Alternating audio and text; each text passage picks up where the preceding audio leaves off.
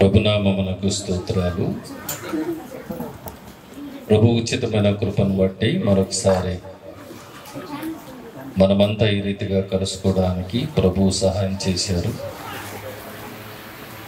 అందును బట్టి ఆయనకి స్తోత్రాలు చెబుతూ కొద్ది నిమిషాలు దేవుని యొక్క మాటలు మనం విందాం. హెబ్రీయులకు రాసిన పత్రిక 10వ అధ్యాయము 37వ వచనాన్ని మనం చూద్దాం. ఇక కాలము బహు కొంచెముగా ఉన్నది, వచ్చుచున్నవాడు ఆలస్యము చేయక వచ్చును. జాగ్రత్త వినండి. ఇక కాలము బహు కొంచెముగా ఉన్నది. బాగా వినాలి. రాత్రి తలపైకి లేపండి, తలపైకి లేపండి. కాలము బహు కొంచెముగా ఉంది. కొంతమంది ఈ మాట వింటుంటారు, నీకు పోయే కాలం వచ్చిందిలే అంటారు. అంటేనా? ఏమంటారు? అడిగిన మాట వినకుంటే అంతేనా? పిల్లలకిన మాట వినుకుంటే అదే నీకు పోయే కాలం వచ్చింది. అలాగే పిల్లలకిన మాట వినకుంటే తల్లి ఒక మాట ఉంటుంది, మీ నాయన రానిలే నీ కథ చెప్తా అంటది, నీ కథ చేసిస్తా అంటది. అంతేనా? మీ నాయన రాని వచ్చిన తర్వాత నీ గుండు కొరికిస్తా, లేకుంటే నీ పెళ్ళి చేస్తా అంటారు. నీ పెళ్ళి చేపిస్తా. నీకు పెళ్ళి అంటే పెళ్లి కూతురు చేసి పెళ్ళి కాదు, చేతలతోనూ కర్రలతోనూ పెళ్ళి వాళ్ళకి. జాగ్రత్త వినాలి. ఈ మాట మనం బాగా ఆలోచన చేస్తే, ఇక కాలము బహు కొంచెముగా ఉన్నది అంటూ వెంటనే ఒక మాట ఏమన్నాడంటే, వచ్చుచున్నవాడు, వినాలి మాట, వచ్చుచున్నవాడు ఆలస్యము చేయక వచ్చును. బాగా వినాలి. కాలము బహు కొంచెముగా ఉన్నది, వచ్చుచున్నవాడు ఆలస్యము చేయక వస్తున్నాడు. ఎవరాయన? రండి చదువుదాం. ప్రకటన గ్రంథం 22వ అధ్యాయం. వచ్చుచున్నవాడు ఎవరాయన? ప్రకటన గ్రంథం 22వ అధ్యాయము చదువుదాము. 12వ వచనాన్ని చదువుదాము. 12వ వచనాన్ని. ఇదిగో త్వరగా వచ్చుచున్నాను. ఇదిగో త్వరగా వచ్చుచున్నాను. ప్రియులారా వినండి, బాగా వినండి. ఇక కాలము బహు కొంచెముగా ఉంది, వచ్చుచున్నవాడు ఆలస్యము చేయక వచ్చును. వచ్చేదెవరు? ఆయనే చెప్తున్నాడు, ఇదిగో నేను త్వరగా వచ్చుచున్నాను అని చెబుతూ ఉన్నాడు. ప్రియులారా జాగ్రత్త వినండి. యేసు ప్రభువారు మరణించి తిరిగి లేచిన తర్వాత అపోస్తల కార్యం 1వ అధ్యాయం. యేసు ప్రభువారు మరణించి తిరిగి లేచిన తర్వాత ఆయన పరలోకానికి వెళ్ళాడు. పరలోకానికి వెళుతూ ఉండగా ప్రియులారా మరి ఒక ఇద్దరు మనుషులు యేసు ప్రభువారిని గురించి ఏం చెప్పారో మనం విన్నాం. అపోస్తల కార్యము 1వ అధ్యాయం 9 నుంచి మనము చదివితే అక్కడ ఈ మాటలు ఉంటాయి. 9 నుంచి ఈ మాటలు చెప్పి, వారు చూచుచుండగా ఆయన ఆరోహణమైన, అనగా యేసు ప్రభు వారు శిష్యులతో మాట్లాడి ఆయన పరలోకానికి వెళ్ళాడు. అప్పుడు వారి కన్నులకు కనబడకుండా ఒక మేఘము ఆయనను కొనిపోయెను. ఆయన వెళ్ళుచుండగా, జాగ్రత్త చూడాలి మాట, ఆయన వెళ్ళుచుండగా వారు ఆకాశము వైపు తేరు చూచుచుండరి. ఇదిగో తెల్లని వస్త్రములు ధరించుకొనిన ఇద్దరు మనుషులు వారి యొద్ద నిలిచి, గలిలయ మనుషులారా, మీరెందుకు నిలిచి ఆకాశము వైపు చూచుచున్నారు? జాగ్రత్త మాట, మీ యొద్ద నుండి పరలోకమునకు చేర్చుకొనబడిన యేసే ఏ రీతిగా పరలోకమునకు వెళ్ళటం మీరు చూచితురో అదే రీతిగా ఆయన తిరిగి వచ్చునని వారితో చెప్పాను. యేసు ప్రభు వారు మరణించి తిరిగి లేచిన తర్వాత, వినాలి మాట, మరణించి తిరిగి లేచిన తర్వాత ఆయన పరలోకానికి వెళుతూ ఉన్నాడు. జాగ్రత్త వినాలి. పరలోకానికి వెళుతూ ఉన్నాడు. వెళుతూ ఉండగా ఒక మేఘం వచ్చి ఆయనని తీసుకుని వీరికి కనబడకుండా వెళ్ళిపోయింది. వినండి. ఈ ఉన్నటువంటి ఈ శిష్యులు, ఈ సమూహం అంతా కూడా అలాగే ఆకాశం వైపు తేరి చూస్తూ ఉన్నారు. తలపైకి లేవమ్మా. తేరి చూస్తూ ఉన్నాడు. తేరి చూస్తూ ఉంటే ఇద్దరు మనుషులు వారి దగ్గర నిలబడి ఒక మంచి మాట చెప్తున్నారు. మీరు ఎందుకు ఈ ఆకాశం వైపు అట్లనే చూస్తున్నారు? మీ యొద్ద నుండి పరలోకమునకు ఏ రీతిగా యేసు ప్రభు వెలుట చూచితురో అదే రీతిగా మరలా ఆయన వస్తాడు. హల్లెలూయా చెప్పండి అందరికి కూడా. మీరు ఏ రీతిగా ఆయన పరలోకానికి వెళ్ళటం మీరు ఇప్పుడు చూచినారో అదే రీతిగా మరలా వస్తాడు. వస్తానన్నవాడు ఆలస్యం చేయక వస్తాడు, వస్తానన్నవాడు త్వరగా వస్తున్నాను అని చెబుతున్నాడు. మీకు అర్థమవుతుంది కదా? వెళ్ళిన పరలోకమునకు వెళ్ళిన యేసు ప్రభు మరలా వస్తానన్నాడు. వస్తున్నవాడు ఆలస్యం చేయక వస్తున్నాడు. ఆయనే చెప్తున్నాడు, నేను త్వరగా వచ్చుచున్నాను, నేను త్వరగా వచ్చుచున్నాను. యేసు ప్రభు వారు మరలా ఎందుకు రావాల్సి వచ్చింది ఈ లోకానికి? ఎందుకు రావాల్సి వచ్చింది? రండి. యేసు ప్రభు వారు ఈ లోకంలో బ్రతికి ఉన్నప్పుడు ఆయన చెప్పినటువంటి ఒక మంచి మాట యోహాను సువార్త 14వ అధ్యాయము 2వ వచనము నుండి చదువుదాం. యేసు ప్రభు మరలా ఎందుకు ఈ లోకానికి వస్తున్నాడు, ఎవరి కొరకు వస్తున్నాడు అనే మాట అక్కడ చెబుతున్నాడు. యోహాను సువార్త 14వ అధ్యాయం 2వ వచనం నుండి చదువుదాం ఇప్పుడు. నా తండ్రి ఇంట అనేక నివాసములు కలవు, లేని ఎడల మీతో చెబుతాను. జాగ్రత్త వినండి. ఎందుకు యేసు ప్రభు వెళ్ళాడంట? మీకు స్థలము సిద్ధపరచ వెళ్ళుచున్నాను, నేనుండు స్థలములో మీరును ఉండులాగన మరలా వచ్చి నా యొద్ద ఉన్నట్టుకు మిమ్మల్ని తీసుకొని వెళతాను. అర్థమైందా? నేను స్థలము సిద్ధపరచ వెళ్ళుచున్నాను, నేనుండు స్థలం. జాగ్రత్త వినండి. యేసు ప్రభు ఉన్నటువంటి స్థలములో, జాగ్రత్త వినమాట, నేనుండు స్థలములో మీరును ఉండులాగన మరలా మీ యొద్దకు వచ్చి మిమ్మల్ని తీసుకొని వెళతాను. అంటే యేసు ప్రభు వారు ఉన్నటువంటి స్థలానికి, యేసు ప్రభు ఉన్నటువంటి ఆ రాజ్యానికి లేకుంటే ఆ పట్టణానికి తీసుకొని వెళ్తాను, వస్తున్నాను, తీసుకొని వెళ్తాను అంటున్నాడు. ఎవరిని తీసుకొని వెళ్తాడు? అది ఇప్పుడు కావలసింది మనకు. ఎవరిని తీసుకొని వెళతాడు? రండి. యేసు ప్రభు మరణించి తిరిగి లేచిన తర్వాత శిష్యులతో చెప్పినటువంటి ఒక మంచి మాట ఏంటంటే తెలిసిన? మార్కు సువార్త 16వ అధ్యాయం, మార్కు సువార్త 16వ అధ్యాయం 15, 16 వచనాలు మనం చదువుదాం. మార్కు సువార్త 15వ అధ్యాయం 16, 16 వచనం. మీరు సర్వలోకమునకు వెళ్ళండి, సర్వ సృష్టికి సువార్తను ప్రకటించండి. నమ్మి బాప్తిసం పొందినవాడు రక్షింపబడును, నమ్మని వానికి శిక్ష విధింపబడును. హల్లెలూయా చెప్తారా? హల్లెలూయా గట్టి చెప్తాం. హల్లెలూయా. యేసు ప్రభు వారు చెప్పిన మాట ఏంటంటే, నేను వెళ్తున్నాను, నేను మరలా వచ్చే లోపల మీరు ఒక పని చేయాలి. అదేంటంటే, వెళ్ళండి, సర్వలోకానికి వెళ్ళండి, సర్వ సృష్టికి నా సువార్తను ప్రకటించండి. ఎవడైతే నమ్మి బాప్తిసము పొందుతాడో వానికి రక్షణ ఉందని చెప్పండి, నమ్మని వానికి శిక్ష ఉందని చెప్పండి. జాగ్రత్త వినాలి సోదరులారా. నమ్మిన వానికి రక్షణ ఉందని, యేసు నమ్మిన వానికి రక్షణ ఉందని చెప్పండి. నమ్మని వానికి ఏముంది చెప్పాలి? ఏముంది? శిక్ష ఉందని చెప్పండి. అయితే ఇప్పుడు మనకు అర్థమైంది ఏంటి? ఎవరిని తీసుకుని వెళ్ళడానికి వస్తున్నాడు అంటే రక్షింపబడిన వ్యక్తులను. అమ్మ వినాలి జాగ్రత్తగా. రక్షింపబడిన వ్యక్తులను. రక్షణ ఏ రీతిగా వస్తుంది మనిషికి? రండి చదువుదాం. రోమిలకు రాసినటువంటి పత్రిక, రోమిలకు రాసినటువంటి పత్రిక 10వ అధ్యాయములో ఒక వ్యక్తి రక్షింపబడాలి అనడానికి కొన్ని మాటలు పౌలు గారు చాలా స్పష్టంగా చెప్పాడు. వాటిని నేను మీకు జ్ఞాపకం చేస్తాను. రోమిలకు రాసిన పత్రిక 10వ అధ్యాయము 10వ వచనాన్ని మనం చదువుదాం. ఎలయనగా నీతి కలుగునట్లు మనుషుడు హృదయములో విశ్వసించును, రక్షణ కలుగునట్లు నోటితో ఒప్పుకొను. జాగ్రత్త వినాలి ప్రియులారా. ఎలయనగా నీతి కలుగునట్లు మనుషుడు హృదయములో విశ్వసించును.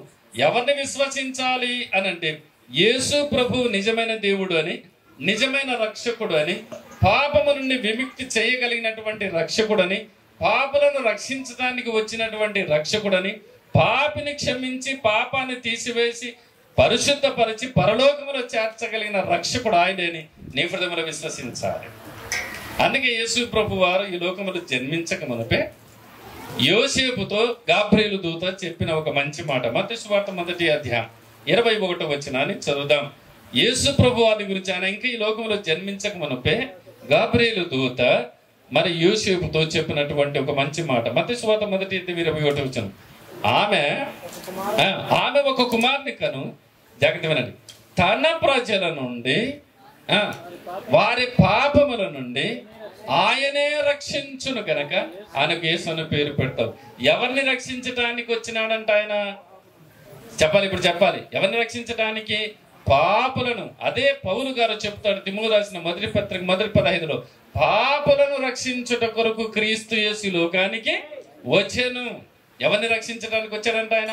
పాపులను రక్షించడానికి క్రీస్తు యేసు లోకానికి వచ్చెను. ఎవరు పాపులు? ఎవరు పాపులు? రోమీయులకు రాసిన పత్రిక 3:23 ఏ భేదము లేదు, అందరూ పాపము చేసిన వారే. నేను మంచోన్ని అని చెప్పడానికి భూమి మీద మానవ జన్మ ఎత్తిన వ్యక్తుల్లో ఎవడు కూడా ఈ మాట చెప్పడానికి సాహసించలేడు. ఎందుకంటే బైబిల్ చెబుతుంది ఏ భేదం లేదు, అందరూ పాపము చేసిన వారే. ఏ భేదం లేదు, అందరూ పాపులే. నేను మంచోని చెప్పగలిగిన వాడు ప్రపంచంలో ఎవడు కూడా లేడు. అందుకే బైబిల్ గ్రంథంలో ఒక మహారాజు ఈ ప్రార్థన చేస్తాడు. 51వ కీర్తన భాగం 5 వచనంలో, నేను పాపములో పుట్టినటువంటి వాడను. మానవుని జీవితం అంతా పాపమే. మానవుని జీవితం అంతా పాపపు లక్షణాలే, పాపపు చూపులే, పాపపు ప్రవర్తనే. పాపపు జీవితంలో ఉన్నటువంటి వ్యక్తి నేను మంచోని, నేను పరిశుద్ధుడని చెప్పడానికి అర్హత లేనే లేదు ప్రియులారా. నేను మంచోని చెప్పగలిగిన వ్యక్తి ఈ ప్రపంచంలో ఎవడు కూడా లేడు. నేను సత్యవంతునని చెప్పడానికి ఎవడు లేడు. అందరూ పాపము చేసిన వారే, అందరూ పాపము చేసిన వారే. బైబిల్ గ్రంథము రోమీయులకు రాసిన పత్రిక 3:11 నీతిమంతుడు లేడు, ఒక్కడు కూడా లేడు. ఒక్కడు కూడా లేడు ప్రపంచంలో నీతిమంతుడు. ప్రియులారా, అలాంటి పాపులను రక్షించటానికి, అలాంటి అనీతిమంతులను రక్షించటానికి, పాపములో ఉన్న వారిని ప్రియులారా రక్షించటానికి, పాపానికి శిక్ష భయంకరమైనటువంటి అగ్నిగుండం ఉంది కాబట్టి దాని నుండి విమోచించటానికి ఆ దేవాది దేవుడు పరలోకాన్ని విడిచిపెట్టి ఈ పాపలోకంలోనికి ప్రవేశించాల్సి వచ్చింది. హల్లెలూయా. పాపులను రక్షించుట కొరకు క్రీస్తు యేసు లోకానికి వచ్చాను. ఒకానొక సమయంలో జవహర్లాల్ నెహ్రూ గారు ప్రధానమంత్రిగా ఉన్నప్పుడు, వినండి మాట చెప్తాను.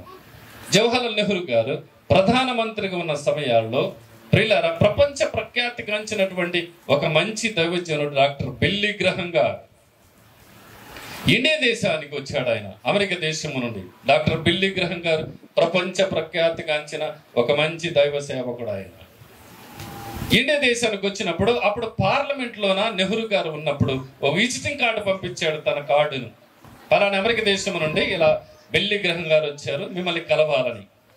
అప్పుడు ఆయన పార్లమెంటు సమావేశంలో ఉన్నారు. ఆ పార్లమెంటు సమావేశంలో వేరే వారికి అవకాశము ఉండదు. కానీ కొద్దిసేపు ఆయన సైలెంట్ అయి, నేను ఇప్పుడు అతనితో మాట్లాడకపోతే నా దేశం నుండి అతను అవమానపరిచిన వ్యక్తిని అవుతానని చెప్పి బిల్లీ గ్రహం గారిని పార్లమెంట్లోనికి ఆహ్వానించుకున్నాడు నెహ్రూ గారు. అప్పుడు నెహ్రూ గారు బిల్లీ గ్రహం గారు ఇద్దరు మాట్లాడుతూ ఉండగా, మా ఇండియా దేశానికి నువ్వు రావాల్సిన అవసరం ఏమొచ్చింది? అసలు మీ ద్వారా మాకు అవసరం ఏమొచ్చింది? ఎవరు దేవులను వాళ్ళు పూజ చేసుకుంటారు, ఎవరి పనులు వాళ్ళు జీవ చేసుకుంటున్నారు, ఎవరి పనులు వాళ్ళు చేసుకుంటూ ఉన్నారు. మీరు రావాల్సిన అవసరం ఏమొచ్చింది? ఆ సమయంలోన నెహ్రూ గారు అడుగుతున్నారు, మీరు రావాల్సిన అవసరం ఏమొచ్చింది? మా ఇండియా దేశానికి ఏ కొదవ లేదు, ఏ కొదవ లేదు, ఏ కొదవ లేదు, ఏ లోటు లేదు. ఎవరి పనులు వాళ్ళు చేసుకుంటూ ఉన్నాం. అయితే బిల్లీ గ్రహం గారు చెప్పిన మాట ఏంటో తెలిసిన, మీ ఇండియా దేశానికి అందరూ ఉండొచ్చు కానీ మీ ఇండియా దేశానికి రక్షకుడు లేడు. హల్లెలూయా. మీ ఇండియా దేశానికి అందరూ ఉండవచ్చు కానీ రక్షకుడు లేడు. ఆ రక్షకుని ప్రకటించడానికి వచ్చాను ఈ రోజు మీ దగ్గరికి. ఎవరా రక్షకుడు అంటే శిక్షను తప్పించగలిగిన రక్షకుడా, శిక్షను తప్పించగలిగిన రక్షకుడు. ఏంటా శిక్ష అంటే పాపానికి ఒక భయంకరమైన శిక్ష ఉంది. పాపములు చేసినటువంటి వానికి ఒక భయంకరమైన శిక్ష ఉంది. ఆ శిక్షను తప్పించగలిగిన ఏకైక రక్షకుని మీకు పరిచయం చేయడానికి వచ్చాను నేను. శిక్ష ఏమిటో తెలిసిన మత్తయి సువార్త 23వ అధ్యాయం 33వ వచనాన్ని చదివితే, మత్తయి సువార్త 23వ అధ్యాయం 33వ వచనాన్ని చదివితే అక్కడ ఏ శిక్షను చెబుతున్నాడు బైబిల్ గ్రంథం? సర్పములారా, సర్ప సంతానమా, నరక శిక్ష, నరక శిక్ష. సోదరా, అమ్మ, తమ్ముడు, మీరు నరక శిక్ష ఉంది. పాపానికి శిక్ష, నరక శిక్ష ఉంది. అది బైబిల్ చెప్తుంది. ప్రకటన గ్రంథం 20వ అధ్యాయం, ప్రకటన గ్రంథం 20వ అధ్యాయం 15వ వచనాన్ని చదివితే ఆ నరకం ఎలాంటిదో చెప్తున్నాడు. అక్కడ ప్రకటన గ్రంథం 20వ అధ్యాయం 15వ వచనం. ఎవని పేరైనను జీవ గ్రంథములో వ్రాయబడినట్టు కనబడని ఎడల వాడు మండుచున్న అగ్నిగుండములో పడవేయబడు. పాపానికి శిక్ష ఏమిటో తెలిసిన అమ్మా తమ్ముడు వినాలి. పాపానికి శిక్ష ఏమిటో తెలిసిన భయంకరమైనటువంటి ఆరని అగ్నిగుండం. ఆరని అగ్నిగుండం. కనుక పాపము చేసిన వ్యక్తికి, పాపములో జీవిస్తున్న వ్యక్తికి, పాపము ద్వారా మరణించినటువంటి వ్యక్తికి ఆరని అగ్నిగుండం ఉంది. అగ్ని ఆరదు, ఆత్మ చావదు, యుగ యుగములు మండుచున్న ఒక భయంకరమైన స్థలం. అది నరక శిక్ష. సోదరుడు వినాలి రాత్రి, అది నరక శిక్ష. దానిని తప్పించగలిగిన వాడు ప్రపంచంలోన ఒకడు లేడు. మానవ పాపము జీవితాన్ని పవిత్రపరిచి శిక్షను తప్పించి పరలోకములో చేర్చగలిగిన వాడు రక్షకుడు యేసు ఒక్కడే. యేసు ఒక్కడే. ఆ యేసును మీకు ప్రకటించడానికి వచ్చాను. సైలెంట్ అయిపోయినాడు నెహ్రూ గారు. పార్లమెంట్ లో ఉన్నవారు కూడా సైలెంట్ అయిపోయినారు. ఎస్, ప్రపంచంలో మానవ పాప జీవితాన్ని మార్చగలిగిన ఏకైక రక్షకుడు యేసు ప్రభు ఒక్కడే.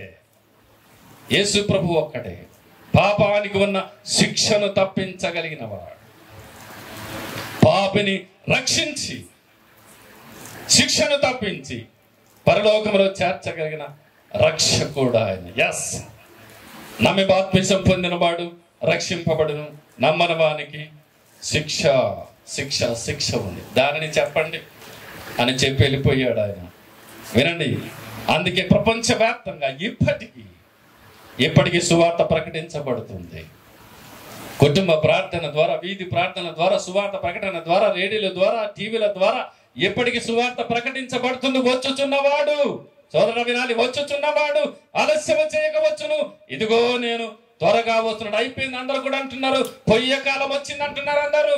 ఎస్, మానవ పాప జీవితాన్ని తట్టుకోలేక ఎదుటి వ్యక్తి అంటున్నాడు పొయ్యే కాలం వచ్చిందిరా మనకు, ఈ భూమి అంతా అందమైపోయే కాలం కూడా వచ్చింది అంటున్నారు. ఎస్, అది వాస్తవం. బైబిల్ చెబుతుంది. వచ్చుచున్నవాడు ఆలస్యం చేయక వస్తూ ఉన్నాడు.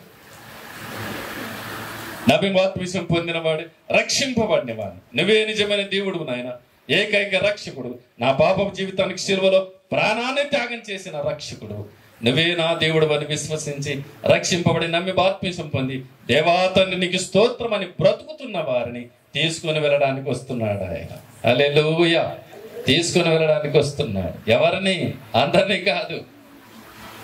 ఏమండి? అందరినీ కాదు, రక్షింపబడిన వ్యక్తిని. యేసు ప్రభు నిజమైన రక్షకుడని తెలుసుకొని విశ్వసించి, హృదయములో విశ్వసించి, ఆ హృదయములో ఆయనను చేర్చుకొని ఆయనను సేవిస్తున్నటువంటి భక్తులను తీసుకుని వెళ్ళడానికి ఆయన వస్తున్నాడు. ఆలస్యము చేయక అంటున్నాడా? ఆలస్యక కాలము బహు కొంచెముగా ఉన్నది, ఆలస్యము చేయక వస్తున్నాడు ఆయన. ఏం చేస్తాడు మరి? తీసుకొని నేనుండు స్థలములో మీరును ఉండలాగిన మరలా మీ యొద్దకు వచ్చి నేను తీసుకుని వెళ్తాను. ఏం చేస్తాడు ఆయన? తీసుకున్నాడా? ఏం చేస్తాడు? ప్రకటన గ్రంథం 22వ అధ్యాయం 11వ వచనాన్ని కొంచెం అట్లా కిందికి చదువుతాం. 10వ వచనాన్ని చదువుతాం ఒకసారి. 10వ వచనం చదవమా. ప్రకటన గ్రంథం 22:10. అన్యాయం చేయవాడు, అదేనా? ఎస్, అన్యాయం. 11 చదువు. అన్యాయము చేయవాడు ఇంకను అన్యాయం చేయనేము, అపవిత్రుడైన వాడు ఇంకను అపవిత్రుగానే ఉండనేము, నీతిమంతుడు ఇంకను నీతిమంతుడుగానే ఉండనేము, పరిశుద్ధుడు ఇంకా పరిశుద్ధుడుగానే ఉండనేము. ఇదిగో నేను ఒక మంచి జాబితా పెట్టాడండి ముందర. ఒక 4 గుంపులు ఉన్నాయి ఇక్కడ. ఏం గుంపులు? అన్యాయం చేసే గుంపు ఒకటి ఉంది, అపవిత్రంగా బ్రతికే గుంపు ఒకటి ఉంది, పరిశుద్ధంగా జీవించే వ్యక్తులు ఉన్నారు, నీతిమంతులుగా బ్రతుకుతున్న వారు ఉన్నారు. జాగ్రత్త వినాలి ప్రియులారా. అన్యాయం చేసేవాడు, అపవిత్రుడు, ఈ 2 ఒకటే. పరిశుద్ధుడు, నీతిమంతుడు, ఈ 2 ఒకటే. ఇక్కడ విషయం ఏమిటి అంటే, జాగ్రత్త వినాలి, పరిశుద్ధంగా బ్రతికిన వారిని పరలోకము చేరుస్తాడు. జాగ్రత్త వినాలి, పరిశుద్ధంగా బ్రతికిన వారిని, నీతిమంతులుగా బ్రతికిన వారిని పరలోకము చేరుస్తాడు. అన్యాయంగా, అక్రమంగా, అపవిత్రతో పాపములు జీవిస్తున్న వారిని పాతాళానికి పంపిస్తాడు. అదేనా? దానియేలు గ్రంథం 12వ అధ్యాయం 2వ వచనంలో రాయబడింది. దానియేలు గ్రంథం 12 నిద్రించిన వారు అనేకులు లేస్తారు. కొందరు నిత్య జీవానికి పోతున్నారు, కొందరు నిత్య నాశనానికి వెళుతున్నారు. ఎవరు నాశనానికి అంటే యేసును నమ్మనటువంటి వారు. ఎవరు పరలోకానికంటే రక్షింపబడినటువంటి వ్యక్తులు. తేడా గమనించాలి, మీరు ఇక్కడ తేడా గమనించాలి. అందుకే అంటున్నాడు, అన్యాయం చేసేవాడు అన్యాయం చేస్తున్నాడు చెయ్యని, ఎట్లా బతుకుతాడో బతకనివన్నీ. చెయ్యిరా, చెయ్యి వస్తాలే మీ డాడీ. ఎంత చేస్తావు చేయరా, మాట వినవా, వినకుండా ఉండరా, వస్తాలే మీ డాడీ. వచ్చిన తర్వాత నీ కథ చేపిస్తా, నీ పెళ్లి చేస్తా. అన్యాయం చేయవాడు అన్యాయం చేయి. నువ్వు అపవిత్రుడైన వాడు ఇంకా అపవిత్రంగా ఉండ, నువ్వు మాట్లాడరా, ఎంత ఎదురు మాట్లాడుతూ మాట్లాడు, వస్తాలే రేపు వస్తాడు మీ డాడీ. వచ్చిన తర్వాత రాత్రి నిద్రపోకుండా నీకు పెళ్లి చేస్తా, ఎంగేజ్మెంట్ ముందు చేసి తర్వాత తలవాలైపిస్తా నీకు, అంతేనా? అపవిత్రుడైన వాడు ఇంకా అపవిత్రుడిగా కనబడినము అంటున్నాడు. చక్కని మాట. పరిశుద్ధుడైన వాడున్నాడా, పరిశుద్ధంగా బతకని. నీతిమంతుడిగా జీవిస్తున్నాడా, బతకని. వస్తున్నా నేను, ఇదిగో నేను త్వరగా వస్తున్నా. జాగ్రత్త వినాలి ఈ మాటలు. ఈ రాత్రి ఎవరి కోసమో ఈ రాత్రి ఈ మాటలు ఇక్కడ చెప్తున్నాడు దేవుడు. వచ్చుచున్నవాడు ఆలస్యమ చేయక వస్తున్నాడు, ఇదిగో నేను త్వరగా వస్తున్నాడు. మీకు అర్థమైంది కదా ఎందుకు వస్తున్నాడు ఆయన? రక్షింపబడిన వారిని తీసుకొని వెళ్ళడానికి వస్తున్నాడు. రక్షణ లేని వానికి శిక్ష, రక్షణ లేని వానికి శిక్ష, రక్షణ లేని వానికి శిక్ష. ఈ మాట నొక్కి చెప్తూ ఉన్నాను. అందుకే ప్రభువారు చెప్పాడు, ప్రకటించని సువార్త, నమ్మి బాప్తిస్మం పొందినవాడు రక్షింపబడునని చెప్పండి, నమ్మని వానికి శిక్ష ఉందని చెప్పండి. అదే చెప్తున్నాం ఈ రాత్రి. నమ్మకపోతే శిక్ష ఉంది, శిక్ష ఉంది.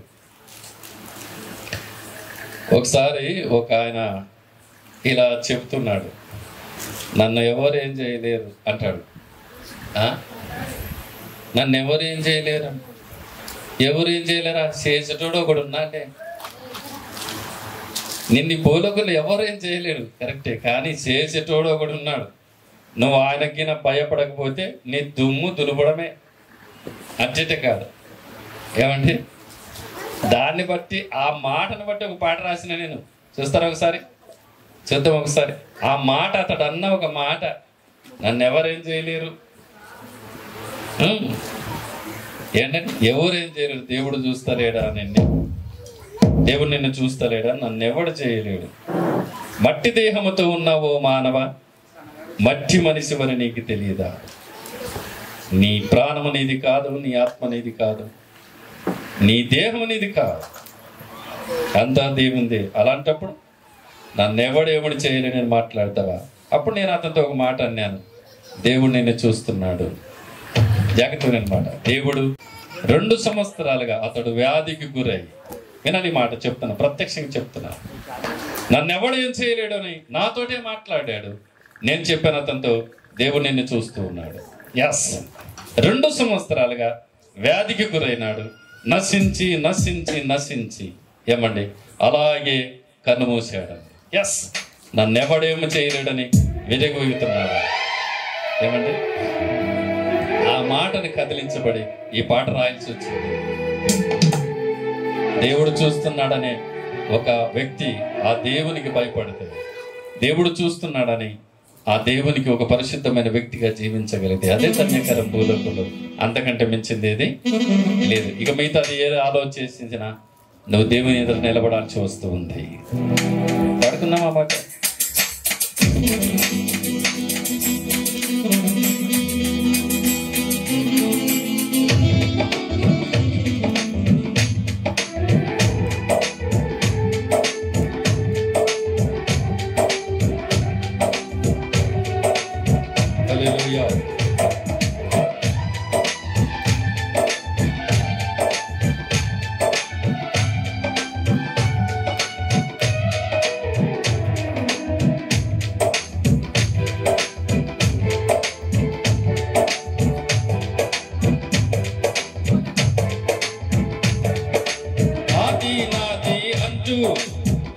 విర్రవీగుతావెందుకు నన్నెవడు ఏమీ చేయలేడని అహంభావమెందుకు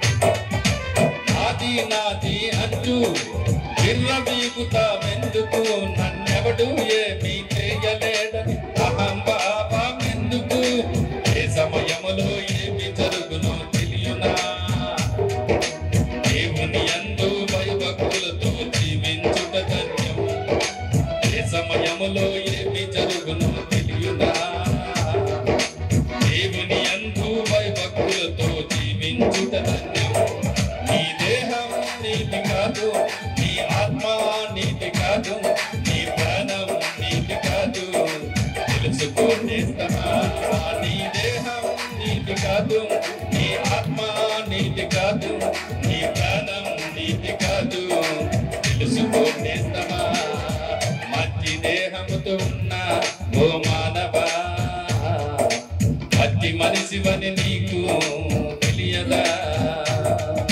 మట్టి దేహముతో ఉన్న ఓ మానవా మట్టి మనిషివని నీకు తెలియదా మన్నైనాది వెనకటి వలనే మరల భూమికి చేరును ఆత్మ దాని దయచేసిన దేవుని యొద్దకు చేరును మన్నైనాది వెనకటి వలనే మరల భూమికి చేరును ఆత్మ దాని దయచేసిన దేవుని యొద్దకు చేరును నీ క్రియలను బట్టి నీకు తీర్పు జరుగును ప్రకట నిత్య జీవమా నిత్య నరకమా తెలుసుకోనేస్తమా నీ క్రియలను బట్టి నీకు తీర్పు జరుగును నిత్య జీవమా నిత్య నరకమా తెలుసుకోనేస్తమా నీ దేహం నీతి కాదు నీ ఆత్మ నీతి కాదు నీ ప్రాణం నీతి కాదు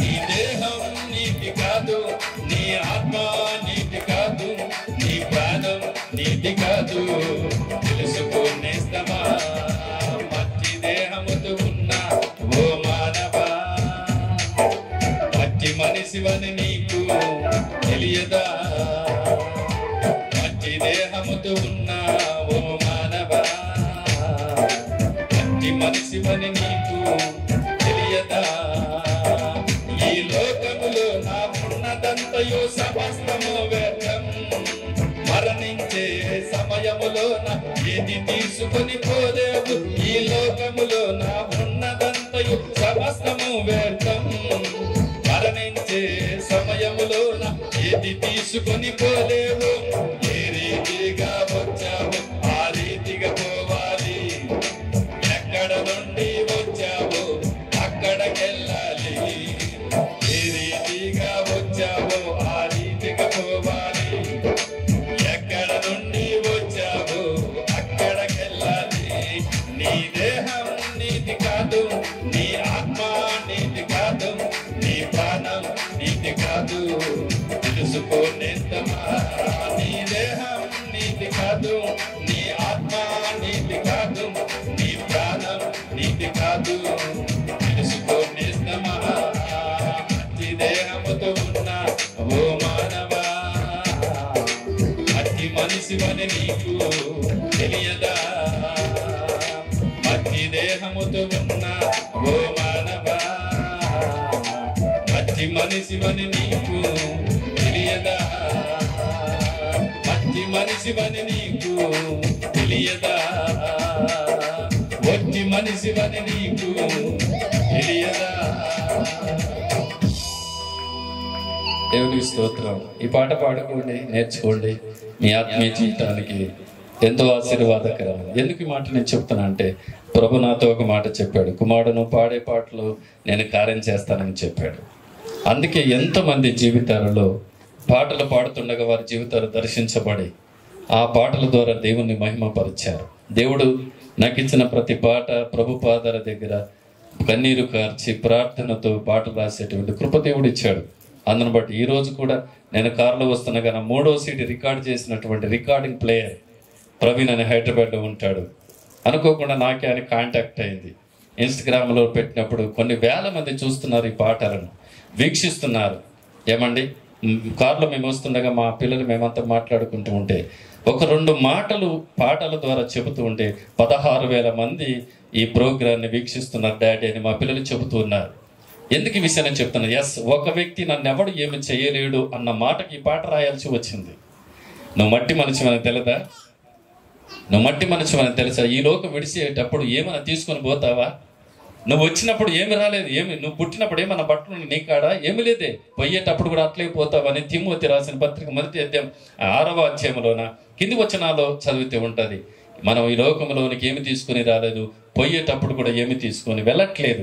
ఒకే మాట మాత్రం, రక్షణ పొందిన వాడు మాత్రమే శిక్షను తప్పించుకొని నిత్యరాజ్యంలో చేర్చడానికి ప్రభువైన క్రీస్తు రాబోతూ ఉన్నాడు. హల్లెలూయా చెబుదాం. హల్లెలూయా.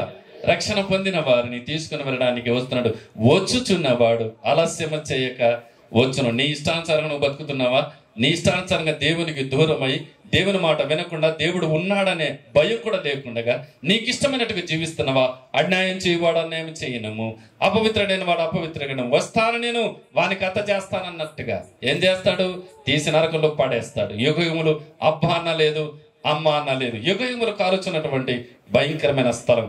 అందులో పడటం దేవునికి ఇష్టం లేదు, అందులో పడటం దేవునికి ఇష్టం లేదు. అందుకే ఆ ప్రభు అలాంటి వ్యక్తులందరినీ కూడా రక్షించటానికి ఆయన ఈ లోకానికి వచ్చి శిలువ యాగం పొందాల్సి వచ్చింది.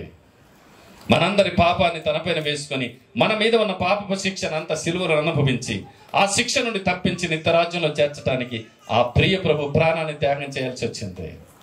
నేను నన్ను ప్రేమిస్తున్నాడు తెలిసిన ఆయన ఎంతగా ప్రేమించినాడు, ప్రాణాన్ని పెట్టినంతగా నేను నన్ను ప్రేమిస్తున్నాడు. సోదరా సోదరి, ఈ రాత్రి వేళ ఎవరితో దేవుడు మాట్లాడుతున్నాడు? ఈ రాత్రి కనుక ఆత్మదేవుడు నీతో మాట్లాడుతున్నాడు. నువ్వు నీ హృదయాన్ని నువ్వు ప్రభుకి అప్పగించుకుంటే, నా కుమారుడా నీ హృదయాన్ని నాకి, ఈ రోజైనా నీ జీవితాన్ని దేవునికి అప్పగించుకుంటే నీకు రక్షణ దొరుకుతుంది. అదే 10వ అధ్యాయం కింద వచనంలో రాయబడింది, ప్రభువు నామమును బట్టి ప్రార్థన చేయువాడు రక్షింపబడును. ఈ రోజైనా ప్రభు పాదాలు పట్టుకొని, ప్రభు దయతో నన్ను క్షమించండి, ఎంతవరకు నా ఇష్టానుసారంగా జీవించాను, ఎంతవరకు నా ఇష్టానుసారంగా నేను బతికాను. నిజంగా నువ్వు భయపడక, నువ్వు నిజమైన దేవుడని తెలుసుకోక, నువ్వు రక్షకుడని తెలుసుకోక, ఎన్నిసార్లు దేవుని మాటలు విన్నా కూడా నిర్లక్ష్యం చేసినటువంటి దౌర్భాగ్యుడు ఈ రాత్రి నాతో మాట్లాడేవి. ప్రభు దయతో నన్ను క్షమించును, నా హృదయాన్ని శుద్ధి చేయండి, నాలోకి రండి, నన్ను దర్శించండి. వస్తున్నవాడు ఆలస్యం చేయక వస్తున్నాను మీరే చెబుతున్నారు, ఇదిగో త్వరగా వస్తున్నాను మీరే చెబుతున్నారు. ప్రభువా దయతో నన్ను క్షమించు, ఈ రాత్రి వేళ నన్ను దర్శించు, నా జీవితాన్ని మార్చుము, నాకు రక్షణ కావాలి, శిక్షను తప్పించుకోవాలి, నిత్యరాజ్యం కావాలి తండ్రి అని ఈ రాత్రి నువ్వు ఆయన పాదాలు పట్టుకుంటే తప్పక నన్ను క్షమిస్తాడు. ఆయన నీ హృదయంలోనికి వస్తాడు, నీ జీవితాన్ని మారుస్తాడు, శిక్షను తప్పిస్తాడు, నిత్యరాజ్యంలో చేరడానికి ఆయన రెడీగా ఉన్నాడు. ఆలస్యమనేదే లోబడని ప్రజల వైపు దీని మీద నా చేతులు చాపుచున్నాను అని చెప్పాడు. నేను పిలువగా మీరు వినట్లేదు, నా చేతులు చాపగా ఎవడు లక్ష్య పెట్టట్లేదు అని బాధపడుతున్నాడు. పిలుస్తున్నాడు ఆయన ప్రతి ఒక్క వ్యక్తిని, రండి ప్రయాసపడి భారము మోసుకొనుచున్న సమస్త జనులారా రండి నా యొద్దకు, నేను మీకు విశ్రాంతి. ఏమండి, అద్భుతమైన దేవుడు అద్భుత రీతిగా ఈ మాటలు నీకు వినిపింపచేస్తున్నాడు ఈ రాత్రి. కనుక ఇప్పటికైనా నీ జీవితాన్ని మార్చుకుంటే నీకు రక్షణ దొరుకుతుంది, శిక్షణ తప్పించుకుంటావు, నిత్యరాజ్యం చేరుతావు. లేకపోతే ఏమంటారు పెద్దలు కూడా అంటున్నావు, రే దీపం ఉండగానే ఇల్లు ఏం చేయాలంటున్నాడు? దీపం ఉండగానే ఇల్లు చక్క పెట్టుకో. ఈ మాట చాలాసార్లు పెద్దలు అంటున్న మాట జ్ఞాపకం చేసుకుంటూ నేను మళ్ళీ ఆ మాటను బట్టి పాట రాయాల్సి వచ్చింది. దీపం ఉండగానే ఇల్లు చక్క పెట్టుకొని పెద్దలు చెప్పారు. అయితే నేను చెప్తున్నా, ప్రాణం ఉండగానే ప్రభుని నమ్ముకోవాలి. ఆ పాట నేను అనంతపూర్ 2001లో అనుకుంటా, అనంతపూర్లోన ఒక వీధి మీటింగ్లోన పాట పాడుతూ ఉంటే ఆ మాడిలలో ఉన్నటువంటి జనాలంతా వింటున్నాడు ఆ పాట. ప్రాణం ఉండగానే ప్రభువు నమ్ముకో, నీ ప్రాణం పోయిన తర్వాత నిన్ను రక్షించిన నాథుడు ఎవరు లేడు. ప్రభువు రాకమునిపే, నీ ప్రాణం పోకమునిపే ఆయనను విశ్వసిస్తే నీకు రక్షణ దొరుకుతుంది. దీపం ఉండగానే ఇల్లు చక్క పెట్టుకొని పెద్దలు అన్నారేమో, కానీ ఒక సేవకునిగా నేను చెప్తున్నాను, ప్రాణం ఉండగానే ప్రభువుని నమ్ముకో, నీకు రక్షణ దొరుకుతుంది. లేకుంటే శిక్ష ఉంది. అంతేనా? లేకుంటే ఏముంది చెప్పండి? శిక్ష ఉంది. కనుక ఈ రాత్రి వేళ దేవుడు మనతో మాట్లాడుతున్నాడు, ఆలస్యం చేయక వచ్చుచున్నవాడు, ఇక కాలము బహు కొంచెముగా ఉంది. అమ్మా వినాలి మాట. బైబిల్ ఒక మంచి మాట ఉంటుంది. ప్రసంగి గ్రంథం 12వ అధ్యాయము చివరి 2 వచనాల్లో మహాజ్ఞాని అయినటువంటి సొలొమోను తేల్చేసి చెప్పిన ఒక మంచి మాట ఏంటో తెలిసిన 12 అధ్యాయాలన్నింటిలో చివరి వచనాల వరకు వ్యర్థం వ్యర్థం వ్యర్థం వ్యర్థం అని చెప్పుకుంటూ వచ్చి ఒక మంచి మాట చెప్పాడండి ఆయన. చదువుతారా మాట? ప్రసంగి గ్రంథం 12వ అధ్యాయం చివరి వచనాన్ని చదివితే, తేలిన పదార్థం ఇది. ఏం తెలుసుకున్నాడంట సొలొమోను? అంత వ్యర్థమే. సూర్యుని కింద భూమి మీద జరుగుతున్నది ప్రతిది వ్యర్థమే. అయితే ఒకటి మాత్రం ఖచ్చితంగా చెప్పాడు ఆయన. చదువుతారా మాట? తేలిన పదార్థం ఇదే. చదవండి మాట చివరి వచ్చిన. ఇదంతా జరిగిన తర్వాత తేలిన పదార్థం ఇదే. జాగ్రత్తగా నిలమాట. దేవుని యందు భయభక్తులు కలిగి ఉండి ఆయన కట్టడలను అనుసరించి నడుచుచుండవలనని మానవ కోటికి ఇదే ఒక్కటే ఛాన్స్. ఇది ఒక్కటే ఛాన్స్. అంత వ్యర్థమే. సూర్యుని కింద భూమి మీద జరుగుతున్నది సమస్తం అంత వ్యర్థమే. కానీ తెలుసుకున్న ఒక మంచి మాట ఏంటంటే, ఒక వ్యక్తి దేవుని యందు భయభక్తులు కలిగి భూలోకంలో బ్రతికినంత వరకు ఆయన మార్గంలో నడుస్తూ కట్టలను అనుసరిస్తూ ఆయన యందు భయభక్తులు కలిగి జీవించటం మానవ కోటికి ఇదే తేల్చి పడేశాడు ఆయన. మహాజ్ఞాని. ప్రపంచంలో ఉన్నటువంటి రాజులందరికంటే మహాజ్ఞాని తేల్చేశాడు ఈ విషయాన్ని. ఏంటంటే బతికినంత కాలం దేవుని యందు భయభక్తులతో బ్రతికి జీవించాలి. భయభక్తులతో బ్రతికి జీవించి కళ్ళు మూసుకుంటే పరలోకములో నువ్వు కళ్ళు తెరుస్తావు. హల్లెలూయా, హల్లెలూయా. కనుక భూమి మీద బతికినంత కాలం ఎట్లా బతకాలంట? దేవుడు నన్ను చూస్తున్నాడు అనే భయం, భక్తి కలిగి ఆ దేవుణ్ణి హృదయంలో చేర్చుకొని ఆ దేవుని మార్గంలో నడుచుకుంటూ ఉండు. ఆయన వచ్చినప్పుడు నిన్ను తీసుకొని పరలోకానికి వెళుతాడు. వచ్చుచున్నవాడు ఆలస్యం చేయకపోవచ్చును. ఇదిగో నేను త్వరగా వస్తున్నాను. కనుక రెడీ అవుదాం, సిద్ధపడదాం, ప్రభు పాదాలు పట్టుకుందాం. ఎంతకాలం ఆయన బతికిస్తాడో మనకు తెలియదు, కానీ బతికినంతకాలం పరిశుద్ధంగా జీవించాం.